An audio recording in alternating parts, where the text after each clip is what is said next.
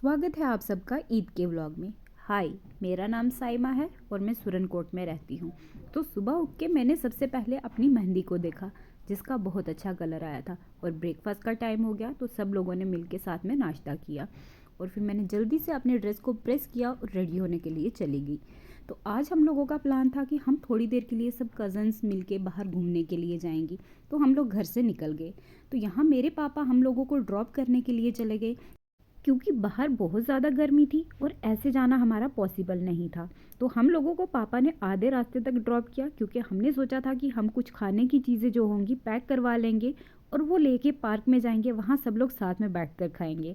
तो यहाँ हमने चीज़ें पैक करवाई और हम लोग पार्क के लिए निकल गए।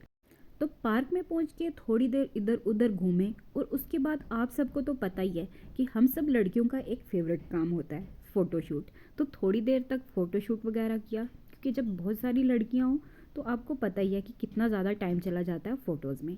तो हम सब ने फ़ोटोज़ वगैरह लिए और उसके बाद हमने ये चादर बिछानी स्टार्ट कर दी, क्योंकि अब बहुत ज़्यादा भूख लग गई थी। तो यहाँ पर मेरी कज़न और मेरी सिस्टर मिलके चीज़ें जो थी वो प्लेट में लगा रहे थे, क्योंकि सब लोगों को बहुत भूख लगी थी और मेरे से तो भूख बिल्कुल भी बर्दाश्त नहीं हो रही थी। तो मैंने कहा कि तुम लोग जल्दी से चीज़ें लगाओ और कुछ खा पी लेते हैं थोड़ा सा खाने के बाद। आप लोगों को तो पता है हम लड़कियों का पेट तो फ़ोटोज़ लेके कभी भी नहीं भरता।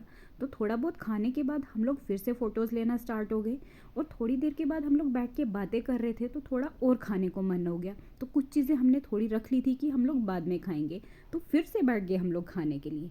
तो खाना पीना हमारा ख़त्म हो गया था, तो हम लोगों ने सारा सामान समेटा और सोचा कि अब पार्क में आए हैं तो थोड़ी देर झूले भी ले लेते हैं। तो हम लोग झूले वाली साइड चले गए।